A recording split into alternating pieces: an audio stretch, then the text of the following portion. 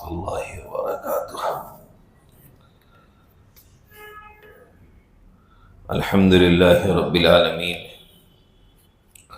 والصلاة والسلام على سید الانبیاء والمرسلین وعلى آلہ واصحابہ اجمعین ومن تبعهم بإحسان إلى يوم الدین، اما بعد، فعن ابی ذر رضی اللہ عنہ قال قال النبی صلی اللہ علیہ وسلم عرضت علی اعمال امتی حسنها وسیئها فوجدت في محاسن اعمالها الاذى يمات عن الطريق ووجدت في مساوي اعمالها النخاعة تكون في المسجد لا تدفن۔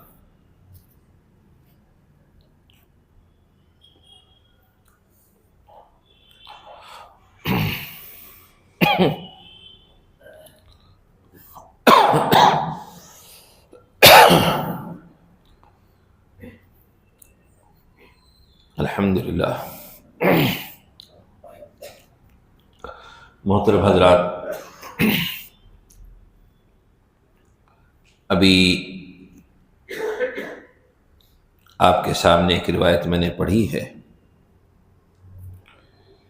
اس روایت کے راوی ہیں مشہور صحابی حضرت ابو ذر غفاری رضی اللہ تعالیٰ عنہ۔ یہ وہی صحابی ہیں جو مکی زندگی میں ہی مسلمان ہوئے اور زہد و تقوی میں اور زاہدانہ زندگی میں بے مثال صحابی ہیں۔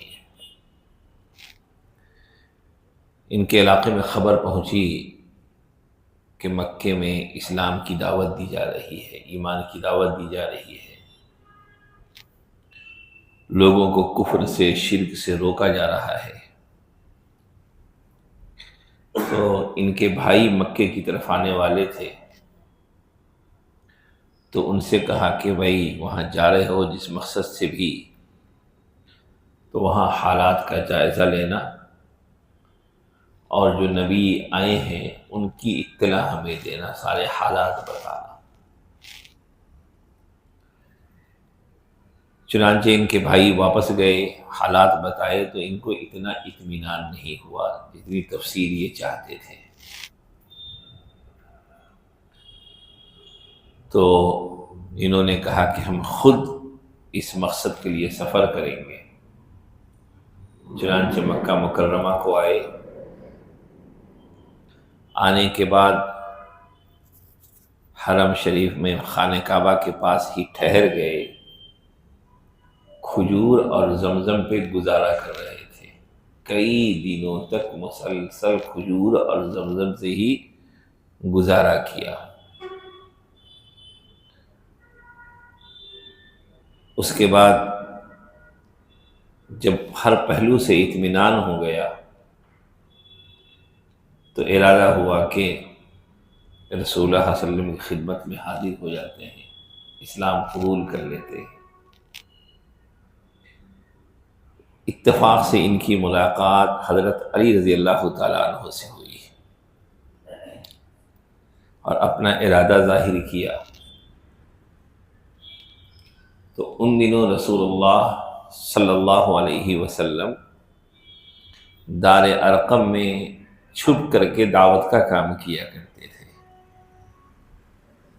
اور بہت مخفی طریقے پہ مسلمان زندگی گزار رہے تھے۔ تو حضرت علی رضی اللہ تعالیٰ عنہ سے انہوں نے اپنا ارادہ ظاہر کیا کہ ایسا ایسا میرا ارادہ ہے۔ حضرت علی رضی اللہ تعالیٰ عنہ نے کہا کہ آپ ایسا کیجئے، تھوڑا فاصلے سے میرے پیچھے پیچھے آئیے، اذان ہو جانے دیجیے۔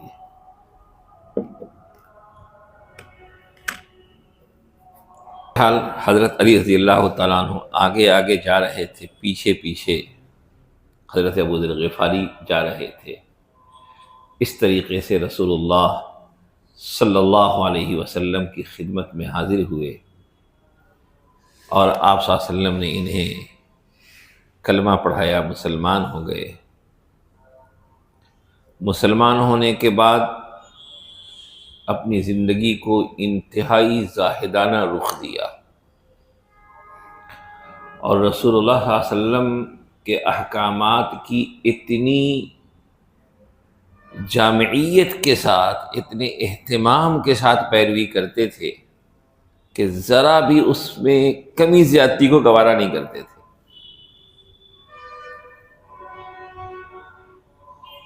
چنانچہ انہی کے بارے میں آتا ہے کہ ایک مرتبہ ان کو حضرت بلال حبشی رضی اللہ تعالیٰ عنہ سے کسی بات پہ انبن ہو گئی،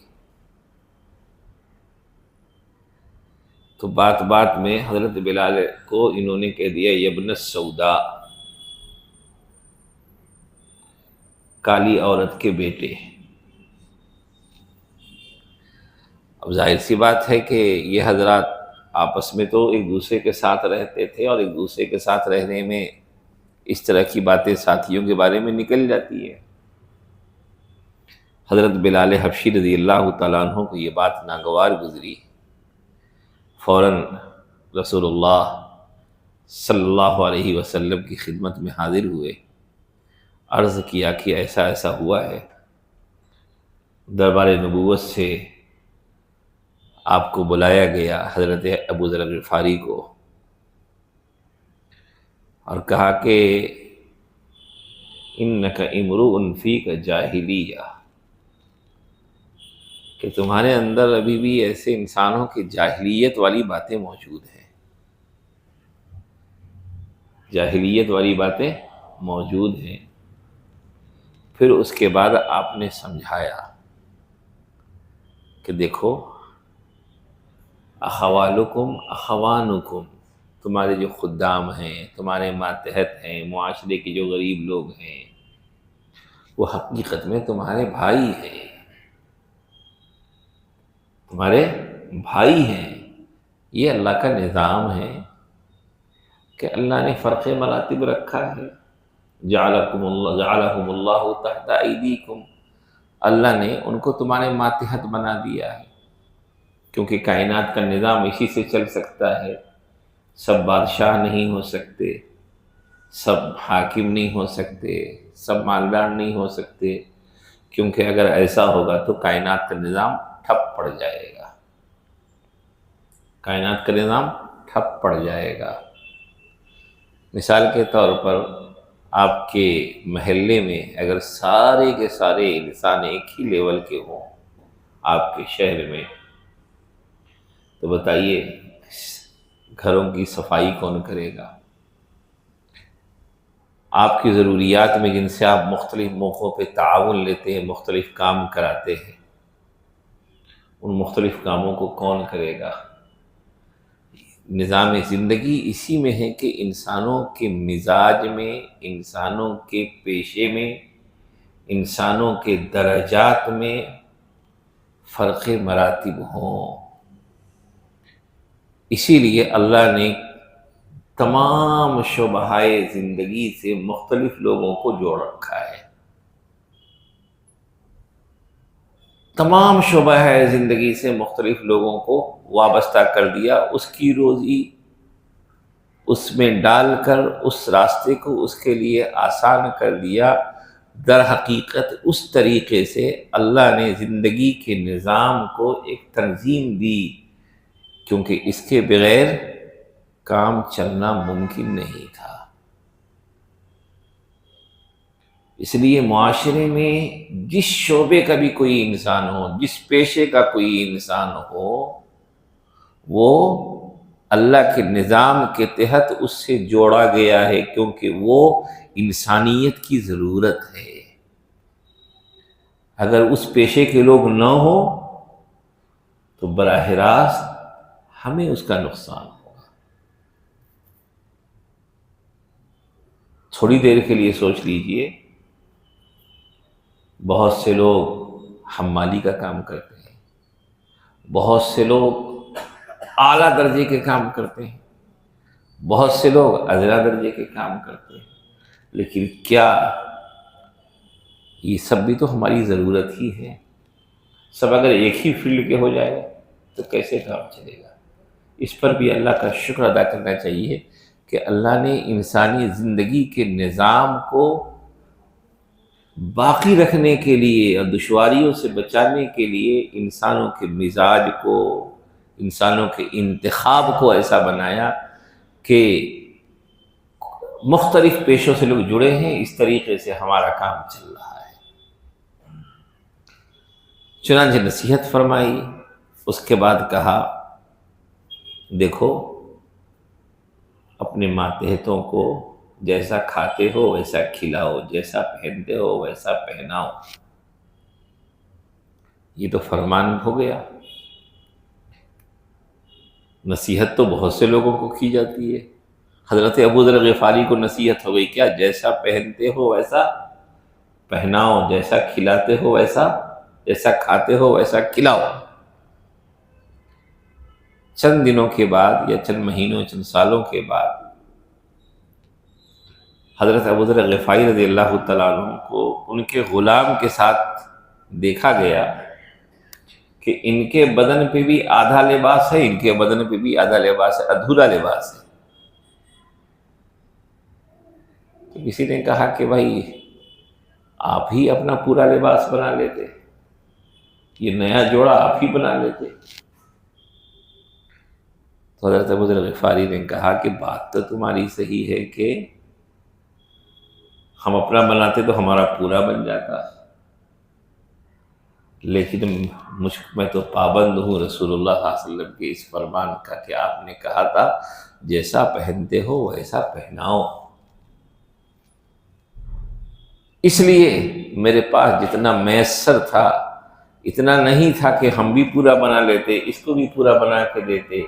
نتیجے میں ہم نے آدھا لیا، ان کو بھی آدھا دیا تاکہ فرمان رسول پر عمل نہ چھوٹے. یہ ہے صحابہ کا امتیاز. صحابہ نے عمل کر کے بتا دیا ہے کہ کس طریقے سے نبی اکرم صلی اللہ علیہ وسلم کی اتباع کرنی ہے. یہی کامیابی ہے. بڑے زاہد صحابی، خیر انشاءاللہ کسی اور موقع پہ مزید تفصیل بتاؤں گا ان کی زندگی کے حالات کے. میرا اپنا صحابہ کرام سے بڑا قلبی تعلق ہے. جب بھی کسی صحابی کا نام آتا ہے تو دل چاہتا ہے کہ ان کی زندگی کے چند اوراق ہمارے سامنے آ جائیں تاکہ ہم بھی اپنے آپ کو ان کی زندگی کی روشنی میں کچھ نہ کچھ بنانے کی کوشش کریں. بڑی قربانیاں ہیں حضرات صحابہ کرام کی، اور میں تو کہتا ہوں کہ صحابہ کی زندگی کو پڑھیے. صحابہ سے محبت بھی بڑھے گی، ان کا مقام بھی معلوم ہوگا، اور صحابہ کو پڑھنے سے ایک بہت بڑا فائدہ یہ ہوتا ہے کہ عبدیت کا طریقہ معلوم ہوتا ہے، نبی اکرم صلی اللہ علیہ وسلم کی اتباع کا راستہ معلوم ہوتا ہے. اس لیے حضرات صحابہ کرام کی سیرت کو پڑھنا چاہیے. تو یہاں پہ وہ کہتے ہیں کہ نبی اکرم صلی اللہ علیہ وسلم نے ارشاد فرمایا کہ میرے سامنے میری امت کے اچھے اور برے اعمال پیش کیے گئے. مختلف امت کے اچھے اعمال بھی دکھائے گئے، برے اعمال بھی دکھائے گئے. فرمایا کہ ان اعمال میں سب سے بہتر عمل جو مجھے یہ دکھایا گیا کہ راستے سے کسی تکلیف دہ گندگی کو صاف کر دینا، یہ سب سے بہتر عمل مجھے دکھا. اور فرمایا کہ سب سے برا عمل جو مجھے دکھایا گیا کہ کوئی گندگی مسجد میں ہو جسے وہاں سے ہٹایا نہ جائے. کیا پتہ چلا کہ مساجد کا احترام اس طرح بھی ہم کریں کہ مساجد میں ہم گندگی نہ پھیلائیں. اس حوالے سے جیسے بعض لوگ آتے ہیں گندے شندے کپڑے میں آ جاتے ہیں، بعض لوگوں کو دیکھا کہ سردی بہت زیادہ ہو گئی ان کو، تو ایسا صاف کیا اور مسجد کے جانماز میں پوچھ لیا۔ یہ ساری چیزیں مسجد کے آداب اور مسجد کی عظمت کے خلاف ہے۔ فرمایا سب سے برا عمل یہ ہے کہ کوئی گندگی ہو جسے مسجد میں سے ہٹایا نہ جائے۔ گویا کہ مسجد کی صفائی کا، نظافت کا ہر پہلو سے خیال رکھنا ہے۔ یہ بہت ہی پاکیزہ جگہ ہے، اللہ کا گھر ہے نا۔ اسی لیے ایک حدیث میں نبی صلی اللہ علیہ وسلم نے فرمایا کہ مسجد میں اس حال میں بھی نہیں آنا چاہیے کہ ہمارے منہ سے کسی چیز کی بدبو آ رہی ہو۔ ہے نا روایت میں کہ نبی صلی اللہ علیہ وسلم نے فرمایا کہ کسی نے لہسن، کچا لہسن کھا رکھا ہو، یا کچا پیاز کھا رکھا ہو، یا اسی جیسی کوئی اور چیز کھا رکھی ہو جس کے کھانے کے بعد منہ سے بدبو آتی ہے، تو فرمایا فلا یقربن مسجدنا، وہ ہرگز ہماری مسجد کے پاس نہ آئے، کیونکہ اس سے یہ چیز تکلیف کا باعث ہوگی۔ کن کو؟ خاص طور پہ فرشتوں کو بھی تکلیف پہنچے گی اس سے۔ تو مساجد کی عظمت کا اس پہلو سے بھی ہمیں خیال رکھنا چاہیے۔ تو بہرحال سب سے اچھا عمل یہ دکھایا گیا کہ راستے سے گندگی کو، تکلیف دہ چیز کو ہٹا دیا جائے۔ آج ہمارے معاشرے کا حال یہ ہے کہ راستے کو تو ہم نے سمجھا ہے کہ وہ قبضہ کرنا ہمارا حق ہے، گندہ کرنا ہمارا حق ہے۔ لوگوں کو اتنی توفیق ہوتی ہے کہ اپنے گھر کو خوبصورت سے خوبصورت اندر بنا لیں گے، لیکن راستے کی صفائی کے لیے اگر 2 روپیہ بھی خرچ کرنا پڑے تو وہ ان کے لیے بار گراں ہے۔ اسلام کی تعلیم یہ ہے کہ ان چیزوں میں مسلم سوسائٹی کا ایک خاص امتیاز دکھنا چاہیے۔ آگے ایک روایت اور ہے، وہ بھی میں چاہتا ہوں کہ چونکہ انہی کی روایت ہے کہ نبی صلی اللہ علیہ وسلم کے پاس چند صحابہ آئے اور ان کا یا رسول اللہ، مال والوں نے تو اجر کو لوٹ لیا، مال والوں نے تو اجر کو لوٹ لیا۔ اپنی اردو زبان کی تعبیر میں کہہ رہا ہوں، وہ کیسے؟ کہ جس طرح ہم نماز پڑھتے ہیں وہ بھی نماز پڑھتے ہیں، ہم روزہ رکھتے ہیں وہ بھی روزے رکھتے ہیں، مزید اللہ نے ان کو مال دیا ہے تو صدقے بھی کرتے ہیں۔ اور بخاری میں یہ روایت ہے کہ وہاں اور اضافہ ہے کہ مال اللہ نے دیا ہے تو حج عمرے بھی کرتے ہیں۔ تو نبی اکرم صلی اللہ علیہ وسلم نے کہا کہ بات تو تمہاری صحیح ہے۔ اس سے ایک بات کیا معلوم ہوئی کہ صحابہ کا مزاج دیکھیے، وہ نیکیوں میں ایک دوسرے سے آگے بڑھنے کی کوشش کر رہے ہیں۔ دیکھنے کے بعد وہ حضرات یہ کام کر رہے ہیں، ہم بھی یہ کام کر رہے ہیں، لیکن کچھ ایسی چیزیں ہیں جو وہ کر رہے ہیں ہم نہیں کر پا رہے ہیں، مال نہ ہونے کی وجہ سے۔ تو نبی کریم صلی اللہ علیہ وسلم نے فرمایا، بخاری کی روایت میں ہے کہ کیا میں تمہیں کوئی چیز ایسی نہ بتا دوں کہ اگر تم ان کاموں کو کر لو گے تو تمہیں بھی ان سے زیادہ اجر مل جائے گا۔ جو وہ مال خرچ کر کے جو کام کرتے ہیں، جو اجر کے مستحق ہوتے ہیں، تم مال خرچ کیے بغیر اس اجر کے بلکہ اس سے زیادہ اجر کے مستحق بن جاؤ۔ صحابہ خوش ہو گئے۔ رسول اللہ صلی اللہ علیہ وسلم نے فرمایا کہ فرض نمازوں کے بعد 33 مرتبہ سبحان اللہ کہو، 33 مرتبہ الحمدللہ کہو، اور 33 مرتبہ اللہ اکبر کہو۔ فرمایا کہ اس سے تم اس سے زیادہ اجر کے مستحق ہو جاؤ گے۔ اب صحابہ نے شروع کر دیا، صحابہ نے ان کو تو بس مقابلہ کر کے اجر میں برابری کرنا، بلکہ اجر میں آگے بڑھنا تھا۔ اب یہ بات مالدار صحابہ کو بھی معلوم ہو گئی، ان حضرات نے بھی اس نیکی کو کرنا شروع کر دیا۔ پھر یہ حضرات آئے نبی صلی اللہ علیہ وسلم کے پاس کہ یا رسول اللہ، جو کام ہم کو کرنے کے لیے کہا گیا تھا کہ اس کے ذریعے سے ہم اس اجر کے مستحق بن رہے تھے، یہ باتیں ان کو معلوم ہو گئیں، ان حضرات نے بھی کرنا شروع کر دیا۔ یہ کہ صلی اللہ علیہ وسلم نے فرمایا یہ اللہ کا فضل ہے، اللہ جس کو چاہتا ہے نوازتا ہے۔ تو کیا پتہ چلا؟ معاشرے میں منافست نیکیوں کی ہونی چاہیے کہ فلاں نیکی فلاں کر رہا ہے، ہم اس سے بڑھ کے کچھ نیکی کر لیں۔ اور دوسری یہ بات معلوم ہوئی کہ یہ تو اللہ کی تقسیم ہے کہ اللہ نے کسی کو مالدار بنایا ہے، کسی کو کم مالدار بنایا ہے، لیکن اپنی حیثیت کے مطابق جو عبادت اس وقت ہم سے بن پا رہی ہو اس کو کرنے میں پیچھے نہیں رہنا چاہیے۔ مثال کے طور پر بہت سے لوگ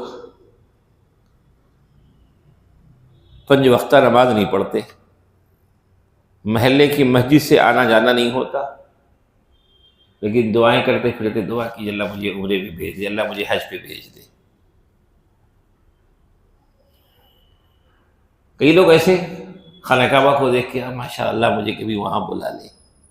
بھئی اللہ وہاں بلائے گا، اور جب بلائے گا تو نوازے گا بھی، نہیں بھی بلائے تو جذبے پہ عطا کرے گا۔ لیکن جو نیکی ابھی آپ کے بس میں ہے اللہ وہ بھی تو دیکھ رہا ہے کہ جو بس میں ہے وہ تو تم کر نہیں رہے ہو۔ مسجد جانا آپ کے بس میں ہے، مسجد سے جڑ کے رہنا آپس میں ہے، اور جو عبادت ابھی کر سکتے ہیں وہ تو کر نہیں رہے ہیں، اور جو کرنے کا نہیں ہے بھی آپ کے ذمہ حج فرض نہیں ہے لیکن آپ حج کی تمنا کر رہے ہیں۔ حج فرض نہیں ہے تو حج کی تمنا کر رہے ہیں، اور جو فرض ہے اس کو نبھانے کی کوئی فکر ہی نہیں ہے۔ یہ بھی زندگی کی بہت بڑی غلطی ہے کہ ضروری کو کرنا نہیں اور جو چیز ضروری نہیں ہے اس کی تمنا لیے بیٹھے رہنا۔ ہاں جو ضروری ہے وہ کیجئے، مزید اللہ کے فضل کو اللہ سے مانگتے رہیے، اللہ جو کرا رہا ہے اس کو بھی قبول کرے گا، جو نہیں ہو پا رہا ہے اللہ اس کو بھی آسان کرے گا۔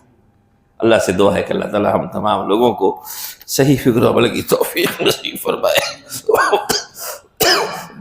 وآخر دعوانا الحمد للہ رب العالمین۔